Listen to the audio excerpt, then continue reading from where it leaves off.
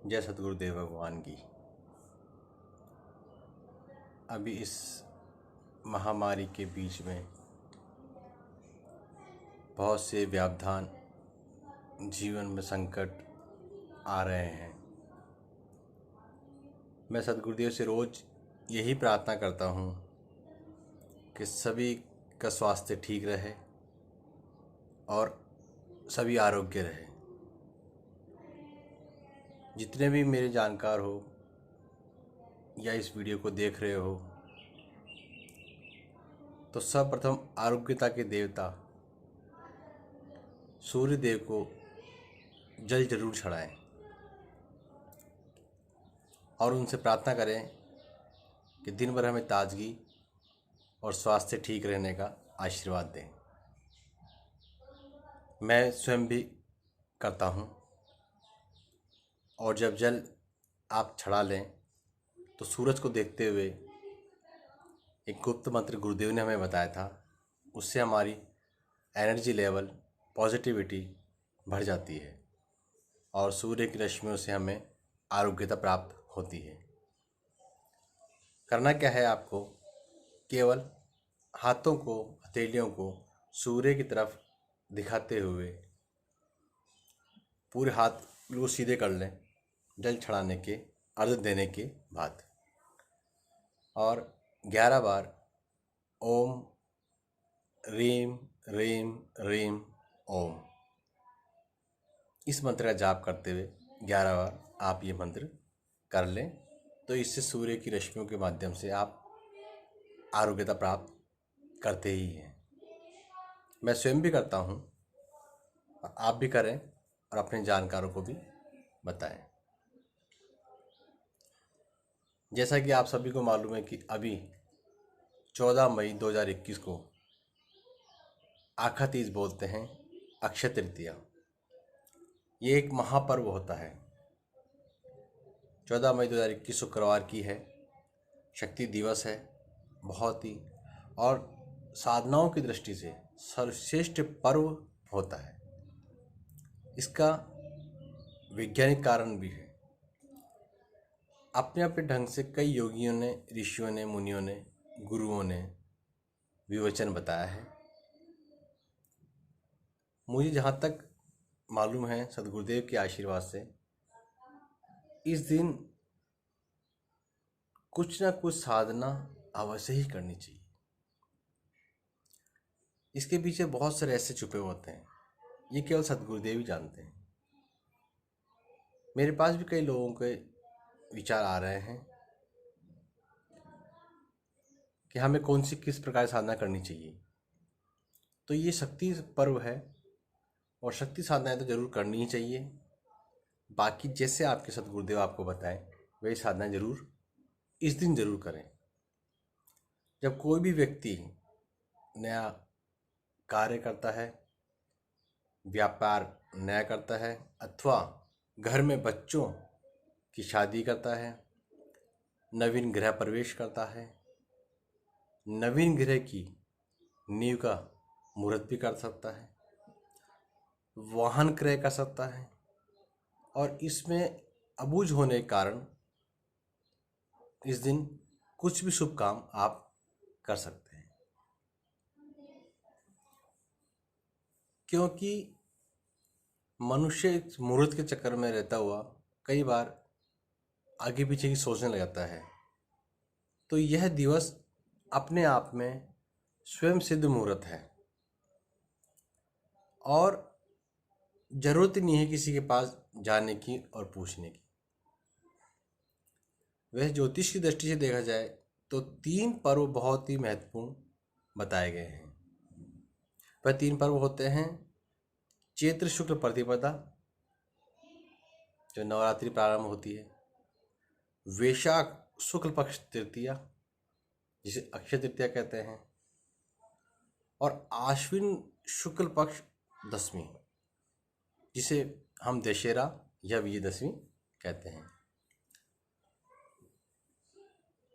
इसके पीछे वैज्ञानिक, पौराणिक और ज्योतिषीय आधार होता ही है, क्योंकि कहा गया कि अक्षय तृतीया को एक युग दिवस भी कहा गया है। और इस दिवस को कहते हैं त्रेता युग प्रारंभ हुआ था। इस युग के बारे में हम सबको जानकारी है, जब राम ने इस सृष्टि में अपना लीला विहार किया था, अतः यह युगांतर दिवस भी कहलाता है। अक्षय तृतीया के दिन भगवान विष्णु के अवतार परशुराम जी का भी जन्म हुआ था, जिन्होंने पृथ्वी पर वैदिक धर्म की स्थापना की तथा राजशाही को समाप्त किया था। उनके हाथ में फरसा एक शास्त्र रूप में रहता है। सामान्यतः ब्राह्मण के हाथ में कोई शस्त्र नहीं होता है, लेकिन उन्होंने अपने इस अवतार रूप में यह सिद्ध किया था कि पृथ्वी पर संकट आने पर ब्राह्मण भी अस्त्र शस्त्र उठाकर सृष्टि में धर्म की स्थापना कर सकता है। उनके बारे में और भी कई कथाएं हैं और आपने सुनी भी होंगी और आपने जानकारों से पता भी की होगी। बहुत लंबी कथा हैं, यह समय का अभाव कारण मैं नहीं बता पाऊंगा। अक्षय तृतीया के दिन श्री बलराम जी का भी जन्म हुआ था, जो कि श्री कृष्ण के बड़े भाई थे और उनका शस्त्र जो था वह हल था। ऋषि गर्ग उनका नाम राम रखना चाहते थे। लोगों ने कहा कि भगवान राम तो त्रेता युग में हुए हैं। तब ऋषि ने कहा कि इस बालक में अतुलित बल होगा, इस कारण संसार में यह बल के कारण ही बलराम नाम से जाना जाएगा। बलराम का जो पूर्व जन्म था वह भी त्रेता युग के मामले में आपको पता ही होगा कि उन्होंने बड़े भाई के रूप में क्यों जन्म लिया था। त्रेता युग में भगवान राम ने जब देखा उनकी सेवा से प्रसन्न होकर कि आपने मेरी बहुत सेवा की है त्रेता युग में, तो अब जो भी जन्म होगा उस जन्म में आप मेरे बड़े भाई के रूप में मेरे साथ रहेंगे। इसलिए कृष्ण से पहले बलराम हुए, वे बड़े भाई कहलाए श्री कृष्ण के। और उनका जो शस्त्र था वह हल, आप भी जानते हैं, हलायुद्ध कहा गया। और भी कई कारण हैं जो अक्षय तृतीया को स्वयं सिद्ध बनाते हैं। बलराम जी को विष्णु अवतार भी कहा गया है। और भगवान वेद व्यास ने जब महाभारत कथा लिखने का विचार किया तो सारी कथा का विचार कर उनका धैर्य कम हो गया और भगवान का आदेश आया कि तुम बोलते रहो, गणेश लिखते रहेंगे, इससे पूरी रचना में व्यवधान नहीं होगा। यह शुभ कार्य वेद व्यास जी ने इसी दिन प्रारंभ किया था। और महाभारत द्वापर युग का इसी दिन विशद ग्रंथ है, जिसमें उस काल की प्रत्येक घटना स्पष्ट है, जिससे कलयुग में मनुष्य जान सके कि जीवन में उतार चढ़ाव, लाभ हानि, मित्रता, द्वेष, यश अपयश क्या होता है, तथा जो व्यक्ति श्री कृष्ण अर्थात भगवान का ध्यान कर उनके सम्मुख नम्र रहता है, वही इस संसार में चक्र में विजयी होता है। पौराणिक विवेचन के अनुसार जब पांडव 12 वर्ष के वनवास काल में थे और उन्हें भोजन इत्यादि की व्यवस्था करने में समस्या होने लगी, तो द्रौपदी ने सोचा ऐसे तो मेरे पतिदेव पांडव वो क्षीण हो जाएंगे, शक्तिहीन हो जाएंगे, शरीर में कमजोरी आ जाएगी। तब उन्होंने श्री कृष्ण भगवान से इसी दिन अक्षय पात्र साधना करने की आज्ञा ली और यह साधना स्वयं श्री कृष्ण भगवान ने द्रौपदी जी को करवाई कि ये इच्छा अनुसार भोजन देने वाला अक्षय पात्र है, ये साधना करके इन सभी का तुम ध्यान रख सकती हो।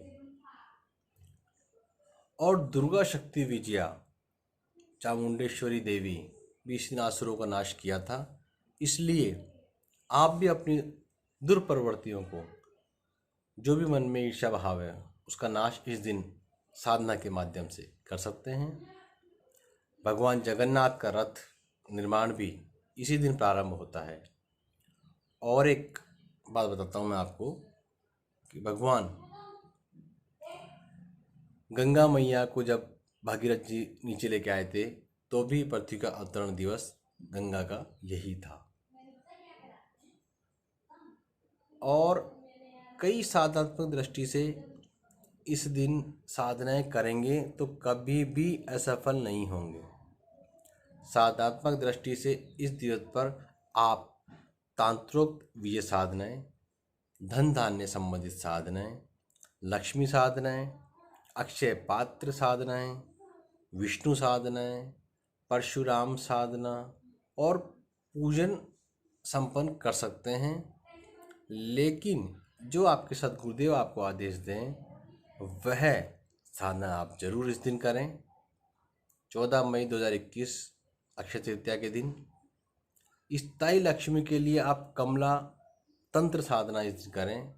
और अपने घर में उस दिन पारद श्री यंत्र अगर है तो उसका पूजन विधि विधान से अपने सद्गुरुदेव से पूछ के जरूर करें, या नहीं है तो उनसे प्रार्थना करके प्राप्त कर लें।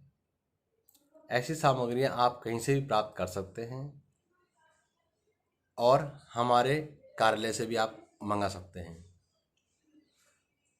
मैं डॉक्टर तेजस, स्वयं शक्ति साधक परिवार आध्यात्मिक एवं शोध संस्थान मैं नए नए खोज करने की मन में रखता हूँ और सद्गुरुदेव के आशीर्वाद से आगे मुझे आशीर्वाद के रूप में फल मिल ही रहा है।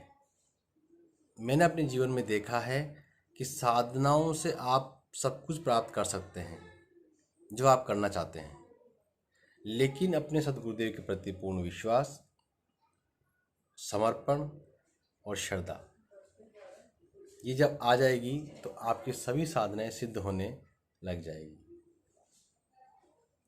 आप साधना करें, अपना जीवन साधना में बनाएं और बिल्कुल भी घबराने की ज़रूरत नहीं है। अगर आज समस्या आई है तो इसका समाधान भी साथ ही चल रहा है, क्योंकि कहा गया है कि दुख के बाद दुख आ ही नहीं सकता, रात के बाद रात कभी आ ही नहीं सकती।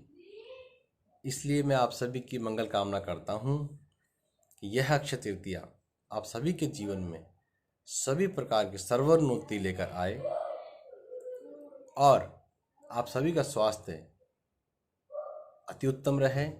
इसके लिए आप छोटा सा प्रयोग जो मैंने आपको बताया है, प्रयोग शिव को जल चढ़ाने वाला, सूर्य देव को जल चढ़ा के आप 11 बार जो मंत्र बताया वह बोलेंगे तो काफ़ी अच्छा रहेगा। और सूर्य की रश्मियाँ आपको आरोग्यता प्रदान करेगी ही करेगी। ऐसा ही मैं आप सभी लोगों के लिए अपने सद्गुरुदेव से आशीर्वाद चाहता हूँ। सद्गुरुदेव आप सभी पे कृपा बनाए रखें। जय श्री निकलम महाकाल की।